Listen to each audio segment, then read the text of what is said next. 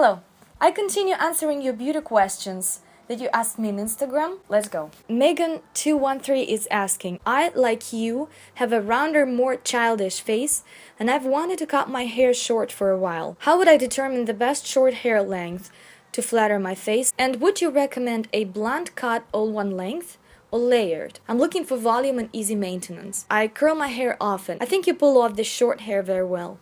Thank you so much. I had a lot of prejudice about round faces and short hair, and I would never cut my hair short. My hair was long. I was reading a lot of information in internet about round faces and haircuts for round faces, right haircuts for different face shapes. I was kind of following it because I was pretty scared to make a mistake. Then I was in love with English celebrity Fearne Cotton and her street style. And I know we have very different body types with her, but for some reason that style, I always wanted to try that. She cut her hair short and she had blunt bob. I still wasn't sure about my bob, but very deep inside, I really wanted to try that. In a couple of years, I found a book, Metamorphosis, from David Kibbe. Since that, everything seemed logical. In this book, he's telling that short hair would look much better on the body type like mine. And then in one of my videos, you can see how I cut my hair from long to short myself. I'll leave the link down below. I loved it so much, and I didn't expect that I would ever love it. In my case, this is one of my favorite lengths, approximately around the chin. I don't feel like I need to elongate my face anymore. I even walk like that very often, and I love how that looks, so I just don't feel like I need to cover anything. Now, my bob is quite blunt. However, I have some layers because I'm growing my bangs back, and soon I will get to that length. In terms of you, if you have round face and you have puffy cheeks, there can be several ways. If you're petite, then you can be whether super rounded but very feminine with very delicate bones like Marilyn Monroe type with hourglass figure, then it's one thing. In this case, super blunt cut would be too edgy on you and too heavy. Make it just a bit softer, but the layers should not be like you have a lot of hair here and then almost nothing here.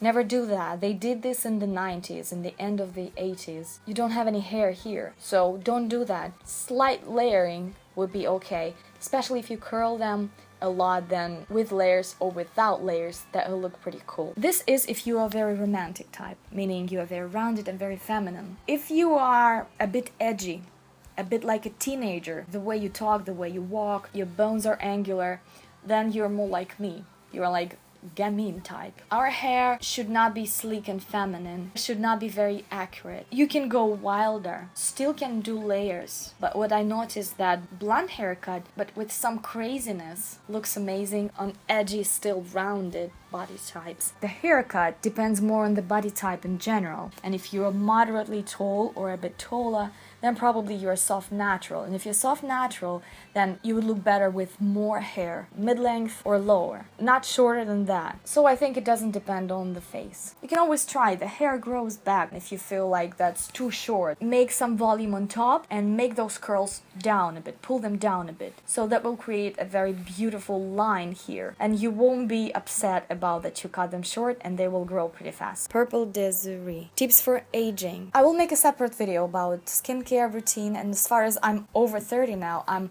kind of changing my face routine a little bit. So of course we're gonna talk about this, but it's a long subject. Lizzie Mia YouTube.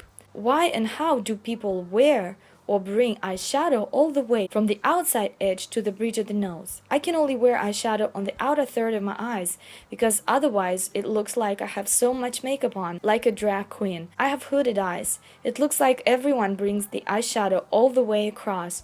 I'd love to know how this is done without looking overdone. Why people do this? Because in most cases that looks more balanced. Because if you apply the eyeshadow only here, there is a lot going on here and you blend it out there. So in the end you can look a little bit cross-eyed like that. I personally don't do it very often as well. I also look pretty overdone with that. Especially people with deep set eyes, they already have those shadows. I also have those shadows here by my nose. As you can see, the bridge of my nose is pretty long. It's coming forward pretty much. Even if you don't see it from the front, you can see it from a side. It always gives a lot of shadow by itself, so already have it. How you can make it so not to overdone it? When you're preparing your lids for the makeup, just apply some lighter products here, like light beige or light concealer all over here. This way you will reduce any shadows here and the whole space of your eyes will look clearer.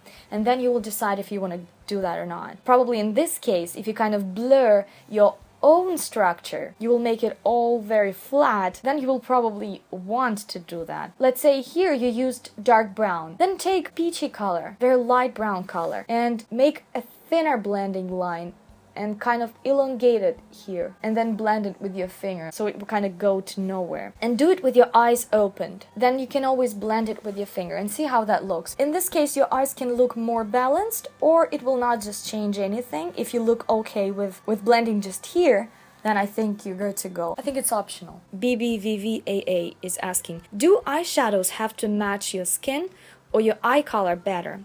I mean, what's the most important factor when it comes to applying one color of shadow or another? I hope you understand it. Thank you. Thank you for the question. If you watch my channel for a while, you probably know that I'm not too much into the colors. I'm more into the shapes and proportions. So all the makeup I do on myself, most of the time it's neutral. I only love wearing grayish family of colors or brownish family of colors. Of course, there's a big variety of those colors, but most of them just look pretty much same, just darker or lighter. And I love it because it's universal. I think that looks pretty normal, whatever I wear, and I don't usually do lots of experiments. Blue eyeshadows with bright green eyeshadows and all that stuff. However, there's a theory, there's a color wheel, and opposite colors on this wheel, if you have green eyes, then the opposite color will be red. So if you apply reddish eyeshadow, it will kind of pop up your green eyes. However, in my opinion, if your eyeshadow is the same color as your eyes, it will make it pop as well. Maybe a bit differently, but I think that will also make the color of your eyes shout louder. So try this and see how that works. Green eye wink. Tips for curly hair.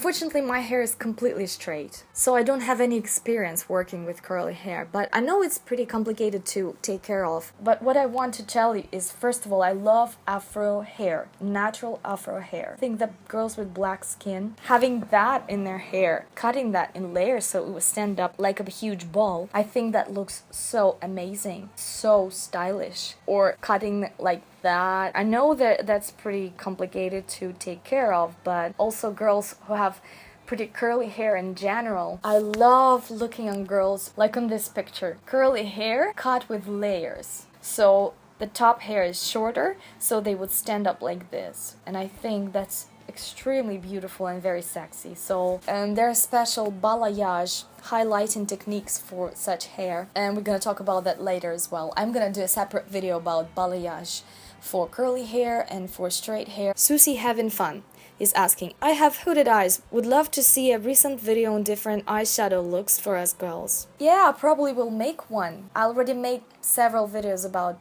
hooded eye. You can find it in the list of my videos, but I'm gonna think about something else, sure. Random 5559. Can you tell us the makeup essentials needed to do transformations? It depends on what kind of transformations you want to do it for yourself at home, like try to look like somebody else, like I do this, because as you know, I can't go out with this type of makeup. I look like a clown. And if you want to just go for that, you need dark brown powder and white powder and medium color powder just to blend the edges of them, and also a brown pencil like eye pencil, but maybe brown and taupe color, and pretty light pencil like I have white to do a thinner job, and the rest is the same, just regular makeup products. Lela0916. What is the one makeup or beauty item you can't be without? Love all your videos and tips, and most of all your authenticity. Oh, thank you so much. That was a similar question, so I answered in my other video. I think brown mascara, because I can kick it on my lashes, so to make my eyes bigger in general. I can also use it on my brows. Alright, that's it for today. Thank you so much for watching. To be continued, because I still have several questions not answered. Have a great